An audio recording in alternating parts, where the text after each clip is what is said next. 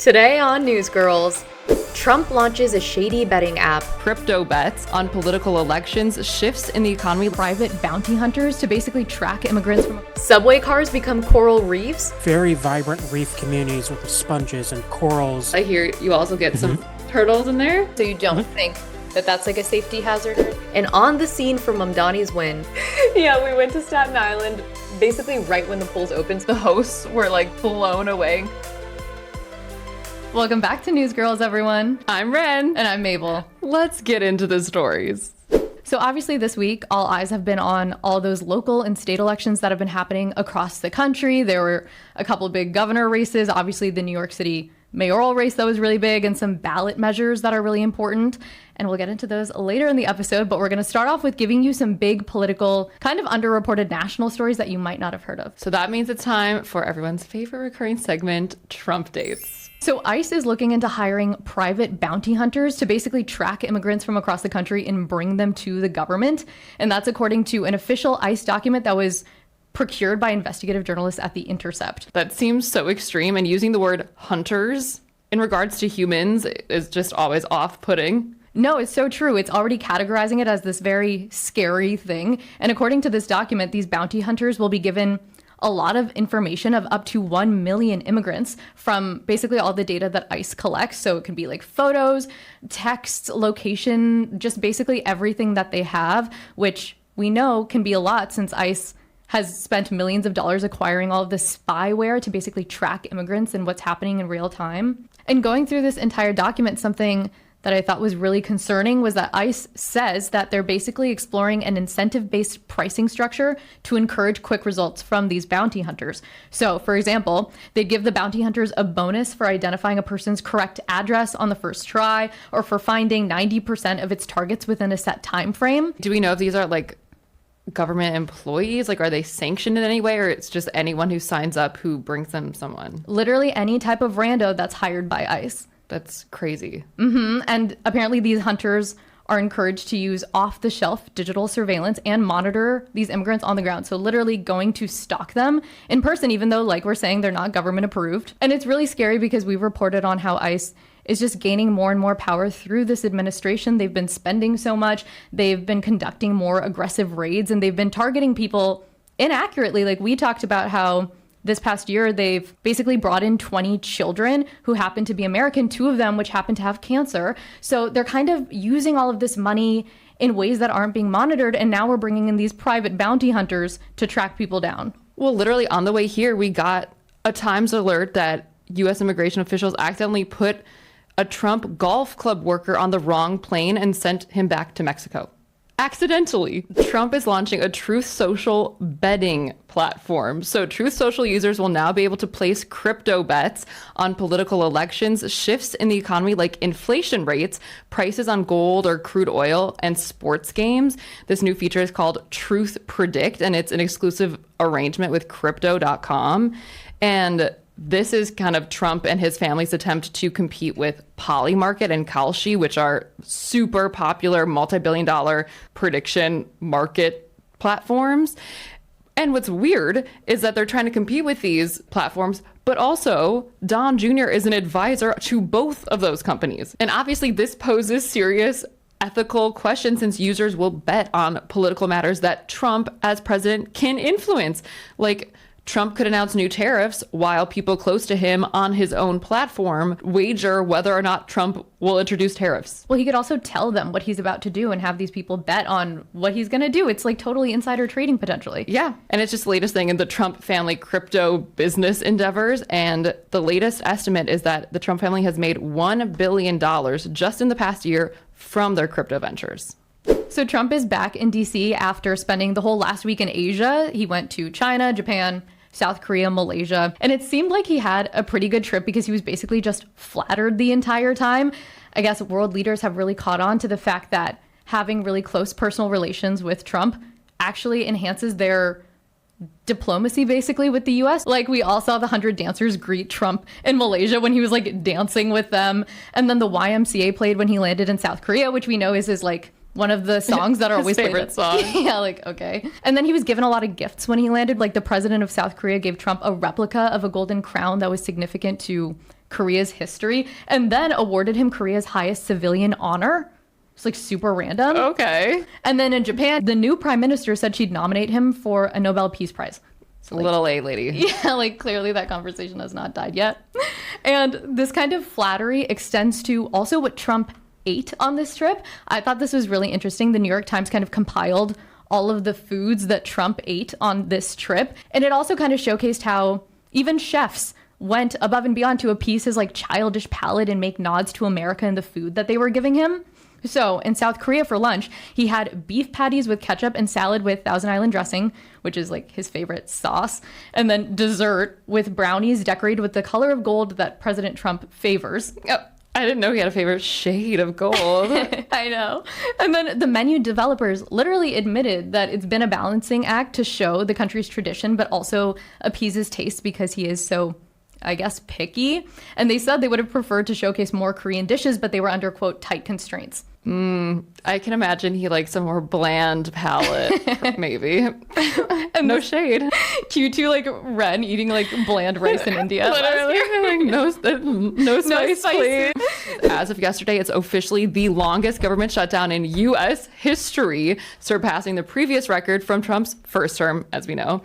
And it's still at such a stalemate. Both sides are banking on the other side buckling first. So like Democrats thought when the Obamacare premiums were released and we saw the crazy increases, Republicans would like then come to the negotiating table. But that didn't work either because Republicans are still saying they're only going to discuss tax credits if Democrats open the government first to do that.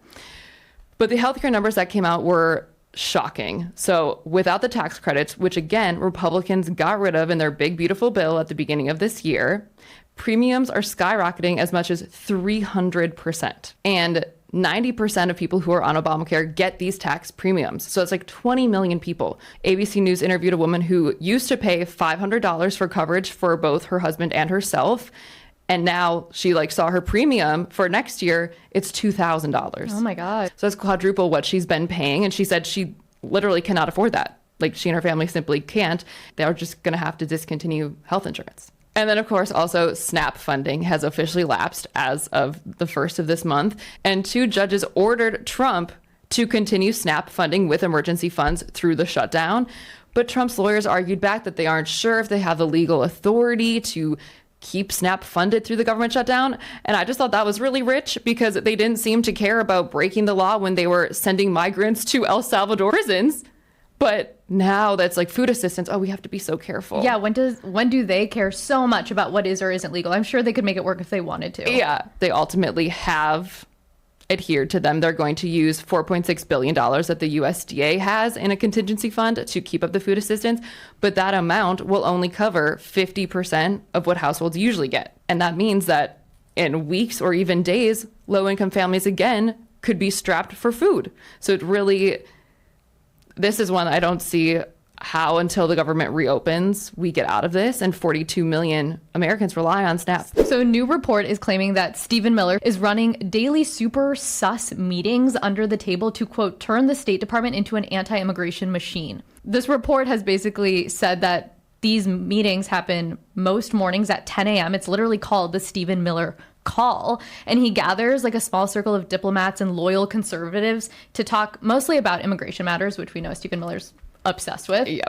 And the reason that this is really concerning is because there's no public briefing associated with this, so there's really no room to analyze what they're talking about, even though a lot of these discussions actually lead to real policies. And to get into what's actually being discussed, an insider said these officials are asked about status updates on refugees and discussing individual visa cancellations for critics of Israel or of Charlie Kirk. Jeez. Like individual. They're just so obvious about it. It's so targeted. So an example that this insider gave was, remember when those 6,000 student visas were revoked in August for support for terrorism, aka they supported Palestine? This new report claims that these cancellations stemmed from and were planned in a Stephen Miller morning call.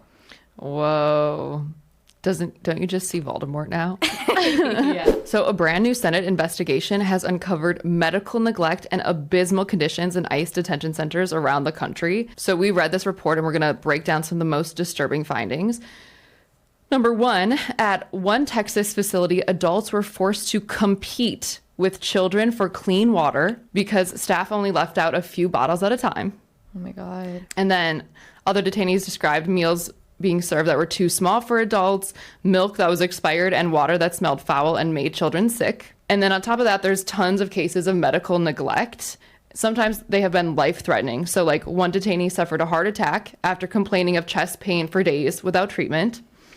Others said they didn't get inhalers when they have asthma or had to wait weeks for prescriptions to be filled. And a diabetic detainee went without glucose monitoring or insulin for days and actually became delirious before getting medical attention. That's horrific. How is this legal? And then the most heartbreaking case, an older man experienced stroke-like symptoms, including being paralyzed on the left side. And the report just said eventually he was taken to the hospital, so who knows how long he had to wait. But once he was there, he was placed in the ICU for several days. And the doctors prescribed him a walker to help him get around throughout his recovery. But the ICE detention staff wouldn't let him have it, and they placed him in an isolation cell. But he was still paralyzed on half of his body, so he wasn't able to get up or get his food, shower, use the bathroom. So he just laid there in his soiled bed sheets.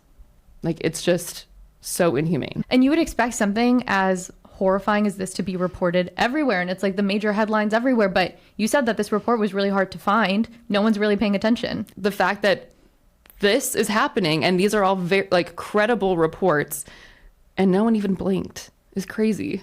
Apparently, Trump's cabinet members are literally living on military bases to hide from protesters. Oh, are they preppers now? Well, it's kind of disturbing that they have to do this. But okay, let's walk through exactly what's going on. So Stephen Miller, yet again, apparently him and his entire family have had to relocate from their home in Virginia to a U.S. military base after activists basically started coming for him because of all of his immigration crackdown policies. But the weird thing is, obviously, military housing is taxpayer funded. So basically we are paying for Stephen Miller's new house while he just put his Virginia house for about $3.5 million on the market. So he's kind of like profiting off of the fact that he's getting free housing for a couple years. Yeah, that's crazy. I know. And he's not just the only one who is doing this. So Kristi Noem apparently moved into military housing that's normally reserved for the head of the Coast Guard. And this was sad. It was after the Daily Mail described the location of her DC apartment building, which is just like so weird. Don't do that. Yeah. Do you remember when Trump doxed Obama? Yeah. No one talks about that. Okay. I guess the tables have turned. Literally.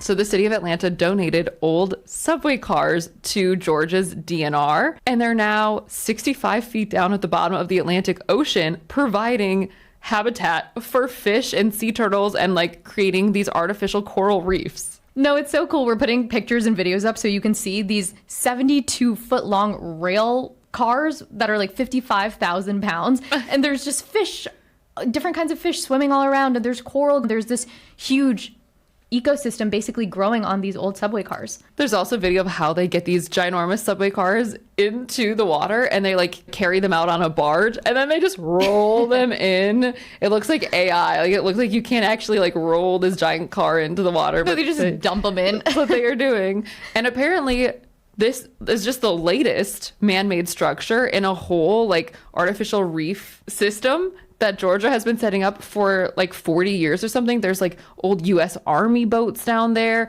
There's barges and even tanks.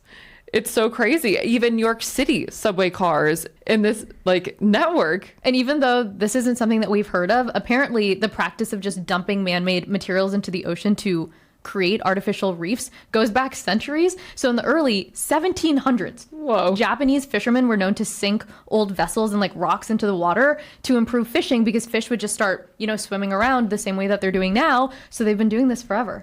So to learn more about this super cool, creative government solution, we speak to Cameron Brinton, who's a marine biologist with Georgia's Department of Natural Resources Coastal Division, who oversaw this entire artificial reef project. How did you come up with the idea to turn subway cars into artificial reefs? So over the years, there have been a number of intergovernmental programs for repurposing different materials, where we're taking old military equipment and surplusing that and putting it out on reefs.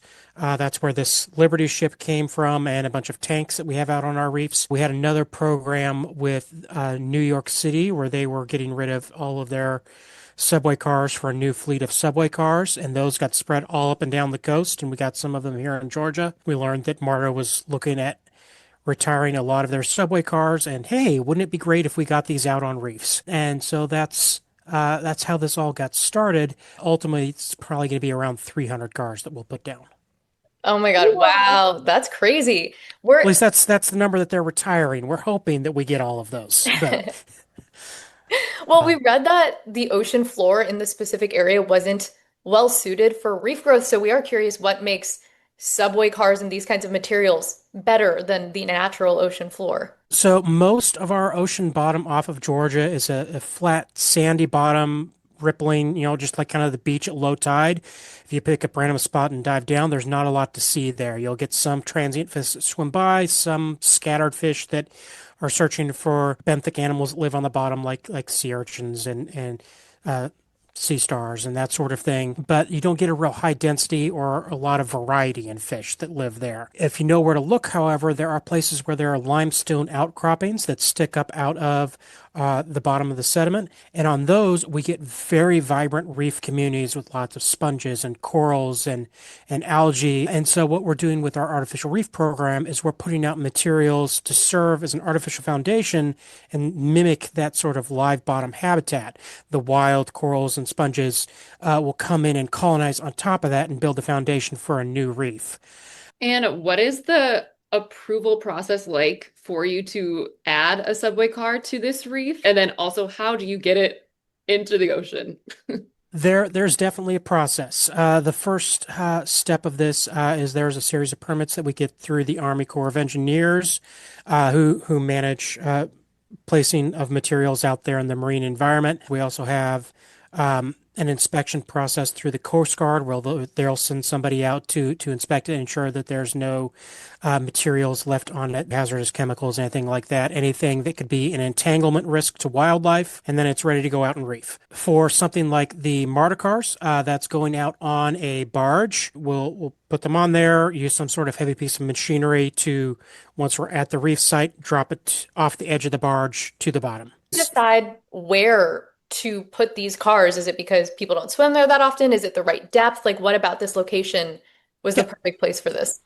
So there's a combination of things there. We try and spread our attention all up and down the coast, rotating it around so that anglers and divers throughout the coast have the opportunity to go out to these things.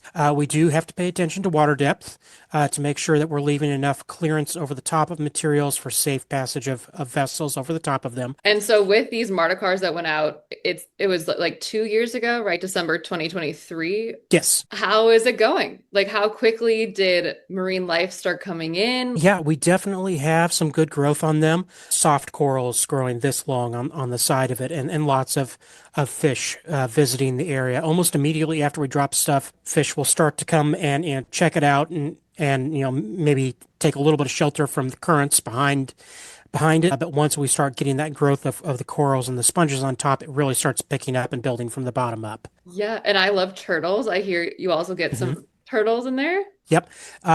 I personally have not seen them do it, but some of our other divers have observed turtles going into rail cars like this, and they'll just like tuck up underneath and kind of just float there, resting their back on the roof, and just relax in there until they need to scoot out and go back up to the surface for another breath. And I'm sure as time goes, it'll only be like more corals come in, more barnacles. It'll just keep improving in terms of how much life is there with more time. Is that right? In general, yes.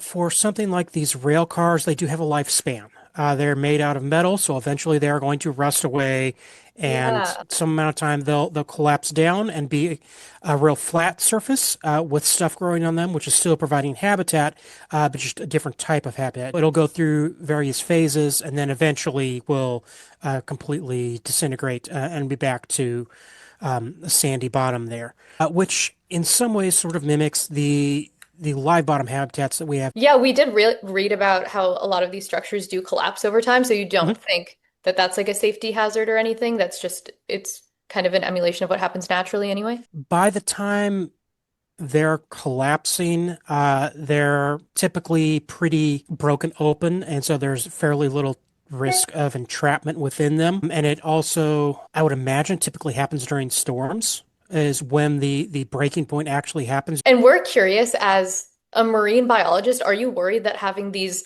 obviously like artificial man-made habitats that are obviously proving efficient diverts attention from preserving natural habitats at all? We know it's a long shot, but do you think the stakes are that high just knowing that you can make something like this work if you want? It's sort of hard to nail down where the line is from when it crosses over from beneficial to not beneficial. We can't say we put out a new reef and that increases fish populations. It might just mean that fish aren't having to swim quite as far to get to the habitat that they need. And so they can maybe grow a little faster or something like that because they're not having to spend as much energy swimming. So it's a really hard question to tackle. I personally think that they are beneficial and providing a service, certainly at the area where we put them out. Biodiversity expands greatly.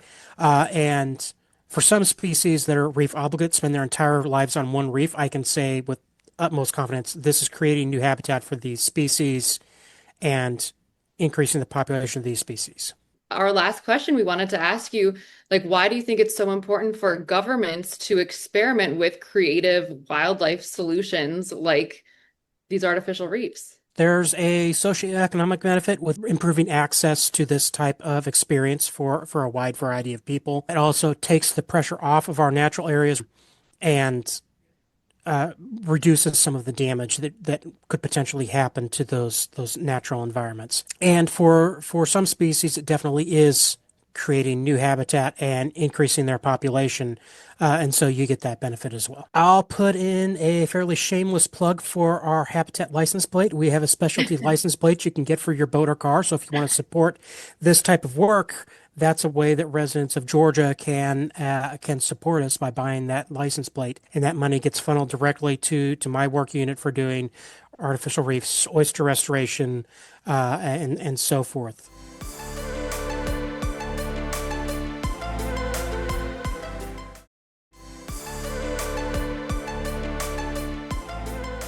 Well, it was certainly a blue wave for the elections the other night. The Democrats pretty much swept everywhere. And in case you missed it, Mabel and I actually did our first live stream, live reporting ever. We participated in Decision Desk HQ and Todd and Chris Cillizza's election night live stream. So that was obviously a really exciting moment for Newsgirls. And we did not expect all of the reaction we got to the reporting that we presented. No, it was really exciting because we were basically brought on to be correspondents for obviously the New York City mayoral race. And so we were really focused on getting to know what was happening on the ground. And little did we know, everyone else was just like recording from home, very like chill, just kind of talking about their thoughts. And Wren and I had a billion plans of how to bring our reporting to life. So should we tell them what we did? So we spent election day. We woke up at 5 a.m. Yeah, 5 a.m. And we live in Manhattan, so it does feel like we're in a blue bubble a lot of the times. And in order to find reliably red voters, you have to go to Staten Island. It's really the only borough that Trump has won. He's won it 3 times. We had no plan. We just 2 girls, mics, and a dream, and we headed out to Staten Island. Everyone, we're in Staten Island, New York on election day. This is really the Republican stronghold in New York City. It went for Trump 3 times. There's really no path to a Sliwa victory that doesn't go through Staten Island. So we're really excited to talk to some voters about why they're voting for Sliwa. Can you tell us who you voted for mayor? I 100% voted for Curtis Sliwa. I believe it was obvious during the debates, the 2 debates, he obviously won. He's the only man who had an actual plan to get our city back on track. I feel like Sliwa has the people's best interest in mind in terms of everybody. I don't agree with a lot of the things Mamdani is proposing, and after what Cuomo did with the whole COVID situation, I don't really feel like he's the best pick either. I think, unfortunately, the only option to vote for is Cuomo. And why do you say unfortunately? I say unfortunately. So back in 2020 in COVID, Cuomo killed my grandmother. My grandmother was in a nursing home on Staten Island. Her entire floor passed away. And yet you have to come and vote for him today. Today, Cuomo's the only option. I'm actually a Republican, but I feel like Curtis doesn't really have a shot. Cuomo. Cuomo. Do I love him? No. But I think he's up to the job, and I don't think the other two candidates are. I'm a staunch opponent of the Cuomo dynasty, but I am casting a vote for him today. Ooh, okay, so can you tell us why? And because the city's a disaster. I held my nose and voted for him. I feel he could administer the city in a proper way. The other man, no experience whatsoever, and it's not a beauty contest. So we're on our way to the next polling place, and we're so surprised at the lack of Sliwa voters that we have found. So we decided to call up a longtime Staten Island resident and singer named Lavari, who we saw endorse Sliwa on social media, to get his take. I think that the state that we're in right now, people are paying all these taxes, people are working hard, and the city is decrepit. You know, Curtis Sliwa began the Guardian Angels. Like, they were the Robin Hoods and continue to be the Robin Hoods of New York City society, lifesavers, you know, a thankless job. And then you have, you know, somebody, you know, like he who shall not be named. Oh. What do you think of Mamdani? It's all smoke and mirrors. Not my cup of tea. Got a lot of promises that I don't think he's going to be able to keep. Vote for Zoran for mayor, for Jumani for public advocate, for Mark Levine for controller. Did the fact that Trump endorsed Cuomo affect your vote at all? I don't listen to anybody's endorsement. Yeah, a little shocking. Yeah. I thought it was a little bit suspicious. I don't feel like the president should be influencing who you think is the right person for the job. Do you think that there's any chance that Sliwa wins? There's hope. You know, there's hope. I just think that maybe, you know, at the 11th hour that people will wake up. I personally do. Okay. I don't believe the polls are being honest. The math to me does not add up. Well, we are headed back to Manhattan now. That was not the day in Staten Island that we expected. We heard a lot that people really respect Sliwa and they actually think he would be a better mayor and they like him more. People that last minute changed their votes because they thought that voting for Sliwa was just throwing away their vote. And even though they apparently all hated Cuomo, they voted for him anyway. I really wanted to vote for Sliwa, but it just seemed like throwing a vote away. And we haven't had a good mayor since we had a Republican in office. I don't know why New York can't see the trend. Vote for Curtis Sliwa is a vote for Mamdani, and we can't have that. The hosts were like blown away and could not believe we found these classic Staten Island people. Oh, that was awesome. I mean, amazing. Mabel, The lady with the coffee cup, I think, was my favorite of all of them. Oh, yeah. Voted for Cuomo, but he killed my grandma. Cuomo the guy with the full open sweatshirt with the Staten Island versus everyone full chest. Yeah. And so, yeah, they played the package. Everyone loved it. And then we did a little bit of breaking down what we saw and kind of what we're seeing in Manhattan. And that wasn't it. We continued to go on more adventures. Basically, after we were done with this live stream, we found that the Democratic Socialist Party, basically that Zoran belongs to, was having victory/watch parties all around the city. And so we decided that it would be really cool for when we go on the live stream again at 10 p.m. to report live again. At this point, we had no idea 250,000 people were watching. And we just did a live interview with the co-chair of the Democratic Socialists, and he explained why they're so fired up about Zoran, and a little bit about what the DSA is and how that's different from being a classic Democrat. That ended our tour of the boroughs for the day. Yeah, they were definitely just laughing at the fact that every time they went to us, we were in a different location, just the two of us with a ring light, just going around New York City talking to different people. It was so loud when we were there, so we were trying to listen to what they were saying, and then everyone was screaming and chanting Zoran because when we got to that party, that was right when basically they announced that he won. So it was a very exciting environment to be in and to be able to kind of show everyone what New York City was like during this very special moment. And then we went home. That was such a crazy day. The stars of this live stream, let's be honest, it's Wren and Mabel. That's Wren and Mabel. You got the Newsgirls. Cuomo killing, the grandmother killing Cuomo voter, right? None of us are going to get over that. So let's get into what happened. 34-year-old Democratic Socialist Zoran Mamdani is going to be the new mayor of New York City come January 1st. And he dethroned a dynastic figure, honestly, in New York politics, the former governor, Andrew Cuomo. And it was pretty close, honestly. Yeah, were you surprised about that? Yeah, I feel like the sentiment was if you're young and you're in Manhattan, especially, you're voting for Zoran. Like, there's no question about it. But then I will say, in the past few weeks, I started hearing more and more young people say they're voting for Cuomo. Like, it became acceptable to be like, I'm still progressive, but I'm voting for Cuomo. I think Zoran was a little bit damaged within the Jewish community. And I heard from a lot of friends in the Jewish community that they trust Cuomo to take care of them more.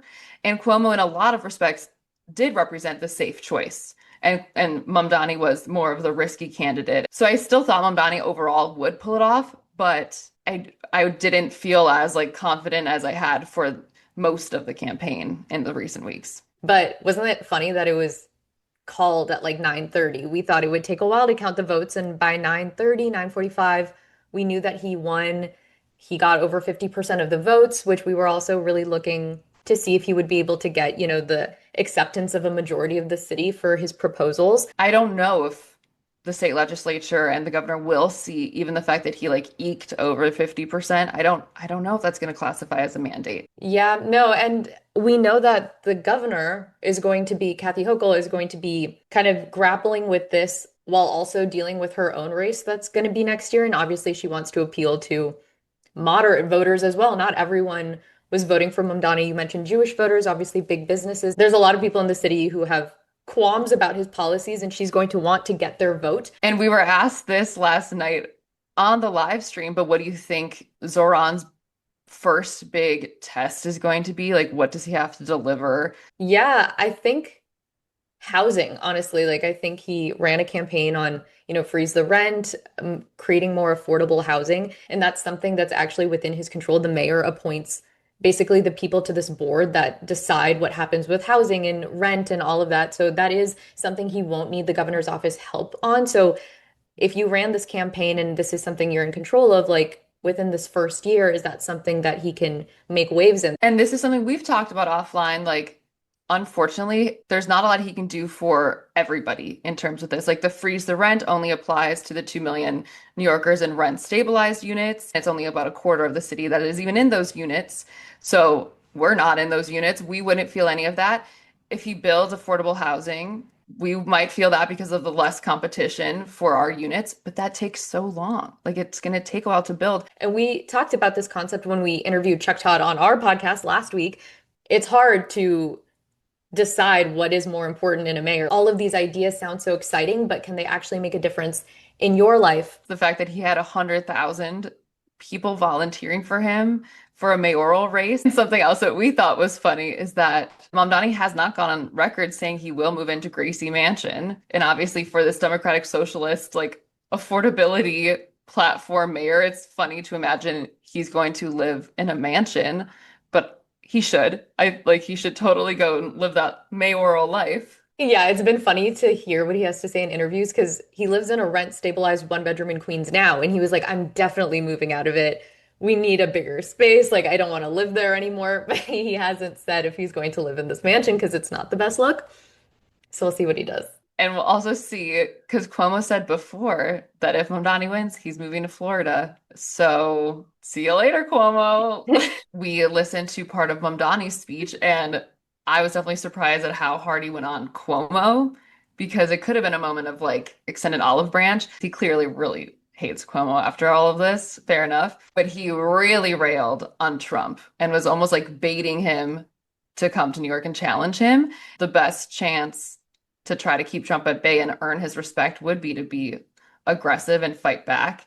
And so maybe that's what he was trying to do. Yeah, I listened to an interview where he said that exact same thing. He was like, we know that Trump responds really well to strength and not backing down. And a Cuomo administration would, because Trump endorsed him, potentially be an easy administration for Trump to control. So yeah, Mamdani's thesis seems to be that responding in this kind of way is a way to earn Trump's respect. I feel like it's maybe just going to aggravate Trump. He's obviously threatening to withhold federal funding. We'll see what happens, but it'll definitely be an interesting next 4 years. Thanks for tuning in to another episode of Newsgirls. Make sure to like and subscribe. And join us next week because we are talking to the former pardon attorney for the Department of Justice under Biden. She has so much to say about this current administration. Yeah, I can't wait. Bye.